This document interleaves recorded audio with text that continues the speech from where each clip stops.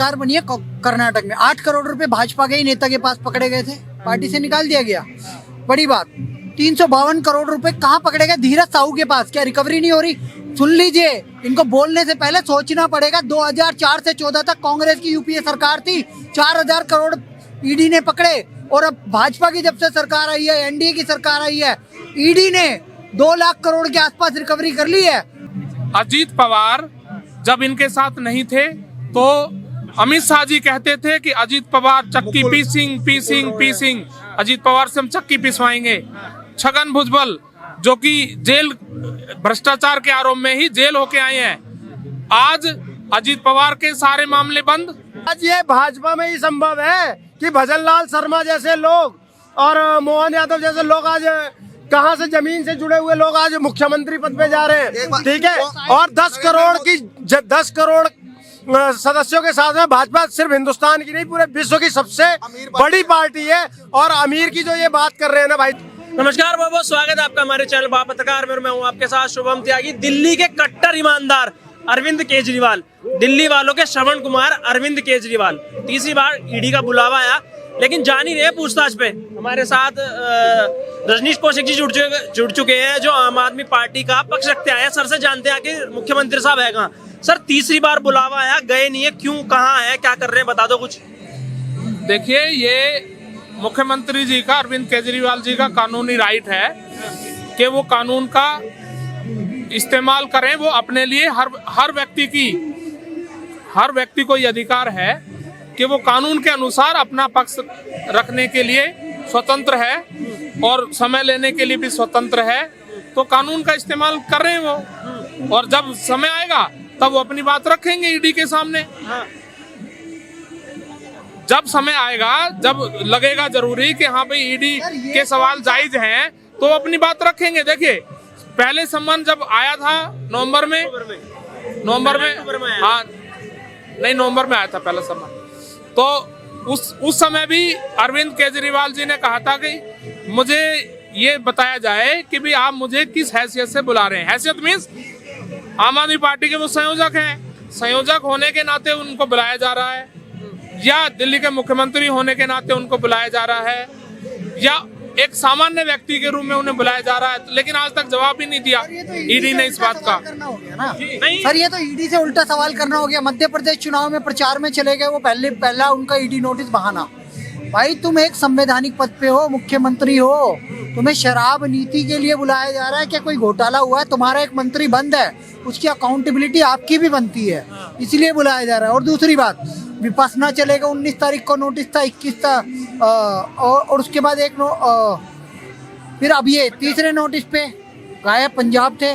और कह रहे हैं कि मेरे घर पे जो आपके प्रश्न है लिख के भेज दो, मैं उसका लिखित में जवाब दूंगा। ये क्या? अच्छा, बताइए ना, प्रश्नावली क्यों मांगी जा रही है, क्वेश्चनियर क्यों मांगा जा रहा है? देखिए, प्रश्नावली कोई नहीं मांगी जा रही है सर, ऑफिशियल है, ऑफिशियल स्टेटमेंट है। सुन लीजिए ना, वो सिर्फ यही जानना चाहते हैं कि भाई ईडी क्या पूछना चाहती है, क्या जानना चाहती है, बस ये जानना चाह रहे हैं वो। पेपर आउट कर दे। इसमें पेपर क्या आउट, पेपर आउट क्या करना, मतलब क्या ईडी। देखिए उनका, देखिए सुन लीजिए ना, उनको पता है, सबको पता है कि ईडी उनको क्यों बुलाना चाह रही है। ईडी का सीधा सा मतलब है मोदी जी के इशारे पर, गृह मंत्री अमित शाह जी के इशारे पर एक प्रोपेगेंडाधारी अभी हरियाणा में आज ईडी ने छापा गिरा है। 5 करोड़ मिले, 5 करोड़ रुपया मिले कैश, 3 राइफल मिली है। तो ये ऐसे लोग उसको भी दोषी। ईडी सीबीआई भाजपा के नेताओं पर कभी क्यों नहीं छापा मारती? ईडी सीबीआई एक कांग्रेस उसकी सरकार, एक बात बताइए, सरकार बीजेपी क्या गंगोत्री है कि उस पार्टी में सारे भ्रष्ट नेता जाते हैं और बीजेपी गंगोत्री की सब साफ हो जाते हैं। ईडी सीबीआई क्यों नहीं अपनी उससे काम, क्रेडिबिलिटी से काम करती है? आज के दौर में आप ईडी की बात कर लो, जितने भी सरकारी संस्थान है उसमें ईडी हो गया, सीबीआई हो गया, इनकी कोई क्रेडिबिलिटी हमारे दिल में तो बची है नहीं। क्या सोचते हो आप उन्हें लेके? उसके खिलाफ जो भी विपक्ष है, आज के दौर का जो विपक्ष है, उसको कमजोर करने के जो हथियार है वो ईडी और सीबीआई है, और कुछ नहीं है। बस यही है कि हमारे पार्टी में आ जाओ, वरना आपका जो बिजनेस है या आपकी जो फाइल है वो खोल दी जाएगी, आपको बुला लिया जाएगा। एक छोटा सा सवाल, आपने कहा कि सरकारों के हाथ की कठपुतली बन गई है एक तरीके से ईडी सीबीआई है, इससे पहले की जो सरकारें थी उनके लिए भी लागू होता है कि नहीं होता है? आप देख लो उस समय का जो दौर था उसमें जितने भी सरकारी संस्थान थे सबको एक अपनी आजादी थी। सवाल समझो। तो अगर ऐसा होता तो उस समय जो वाईएस जगनमोहन है वो जेल क्यों जाते? वो तो उन्हीं के पार्टी के थे, उनके पिताजी तो कांग्रेस के ही थे, तो उनके ऊपर क्यों भ्रष्टाचार के आरोप लगे? और तब तो कांग्रेस की गवर्नमेंट थी सेंट्रल में। तो आप ये बताओ ना, उन्हीं के लोगों के ऊपर उन्होंने कार्रवाई करी है ना, तो आज बीजेपी में क्यों नहीं हो रही है ये चीज? बीजेपी के सर आप ये बोल रहे हैं कि वही मोदी और अमित शाह के हाथ की कठपुतली है ईडी? कांग्रेस की सरकार बनी है कर्नाटक में, 8 करोड़ रुपए भाजपा के ही नेता के पास पकड़े गए थे, पार्टी से निकाल दिया गया। बड़ी बात, 352 करोड़ रुपए कहाँ पकड़े गए? धीरज साहू के पास। क्या रिकवरी नहीं हो रही? सुन लीजिए, इनको बोलने से पहले सोचना पड़ेगा। 2004 से 14 तक कांग्रेस की यूपीए सरकार थी, 4000 करोड़ ईडी ने पकड़े। और अब भाजपा की जब से सरकार आई है, एनडीए की सरकार आई है, ईडी ने 2 लाख करोड़ के आसपास रिकवरी कर ली है। पार्थ चैटर्जी के पास 20 करोड़ कहाँ से आया भाई? 350 करोड़ इनके पास कहाँ से? अनिल देशमुख जेल में गया कि नहीं गया? आज सत्येंद्र जैन जेल में है कि नहीं है? मनीष सिसोदिया जेल में है कि नहीं है?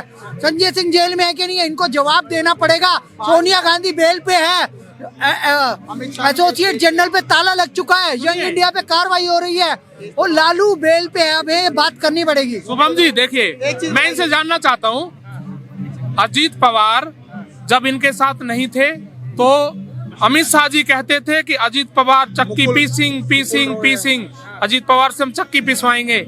छगन भुजबल जो कि जेल भ्रष्टाचार के आरोप में ही जेल होके आए हैं, आज अजीत पवार के सारे मामले बंद, छगन भुजबल के सारे मामले बंद।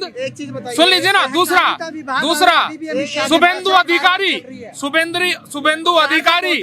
जब वो टीएमसी में थे तो ये लोग सारे बीजेपी के सारे बंगाल के नेता, यहाँ के नेता कहते थे कि भ्रष्ट व्यक्ति है, उसे जेल भेजेंगे। जैसे ही वो बीजेपी में आए, आज वो साफ बिल्कुल पवित्र हो गए, साफ हो गए, सत्य हो गए। भाजपा दुनिया की सबसे बड़ी पैसे वाली पार्टी बन गई। क्या मोदी जी चाय बेच के पैसा लाए हैं? वो अपनी पार्टी में क्यों नहीं? आपके नेता, आपके सारे नेता इतने सारे पैसे हो गए हैं, सारे अमीर नेता आपके पास हैं, वो पैसा कहाँ से है? आप इसके बारे में तो जवाब दो। हमने डोनेशन दी है, जनता ने डोनेशन दी है। आज विश्व की सबसे बड़ी पार्टी है, सिर्फ हिंदुस्तान की नहीं, पूरे विश्व की सबसे बड़ी पार्टी है। और सुनो, जो ये अमीर पार्टी कर रहे हैं, बोलने तो दो भाई साहब। अगर आपका हो गया हो तो मैं बोलूं, आपकी बात का जवाब दे दूं, फिर आप बोलना ना। पहले जवाब सुन लो। आज ये भाजपा में ही संभव है कि भजन लाल शर्मा जैसे लोग और मोहन यादव जैसे लोग आज कहां से जमीन से जुड़े हुए लोग आज मुख्यमंत्री पद पे जा रहे हैं, ठीक है? और 10 करोड़ सदस्यों के साथ में भाजपा सिर्फ हिंदुस्तान की नहीं, पूरे विश्व की सबसे बड़ी पार्टी है। और अमीर की जो ये बात कर रहे हैं ना भाई साहब, आज भी दुनिया जानती है कि शरद पवार कैसे दाल की कालाबाजारी कर देते हैं ना, तो मार्केट में वो खत्म हो जाता है।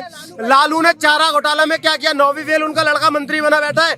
आज ये बात कर रहे हैं आम आदमी पार्टी के, आम आदमी पार्टी का, मुझे ये बता दो अखिलेश यादव के पैसे कहाँ हैं? दुनिया जानती है। आम आदमी पार्टी का आज नेता, एक सेकंड रुक जाओ, आम आदमी पार्टी का एक ऐसा नेता जो ये कहकर आया था कि जब तुम्हारे ऊपर आरोप लगता है पहले इस्तीफा दे दो और बाद में जांच होती रहेगी, अगर तुम इतने ही अच्छे हो। आज 3 उसको सम्मन जा चुके हैं। वो आज भी क्या कह रहा है? विश्वसेना के बाद में आने के बाद में क्या कह रहा है कि ईडी मुझे सवाल लिख कर दे कि वो मुझसे पूछना क्या चाहती है। इससे ज्यादा बेशर्मी, दवाइयों में कालाबाजारी, शराब में घोटाला, इससे ज्यादा और कितना गिरेंगे? मैं इनसे ये जानना चाहता हूँ, इनको भी आने सुन लीजिए ना, मैं इनसे सुन लीजिए ना, मैं इनसे जानना चाहता हूँ। इन्होंने कहा कि भाजपा को डोनेट करते हैं, पैसा डोनेशन, उससे पैसा आता है। सुन लीजिए ना, भाजपा मोदी जी के आने से पहले जो सदस्यता शुल्क थी, 5 रुपए सदस्यता शुल्क ली जाती थी उस समय,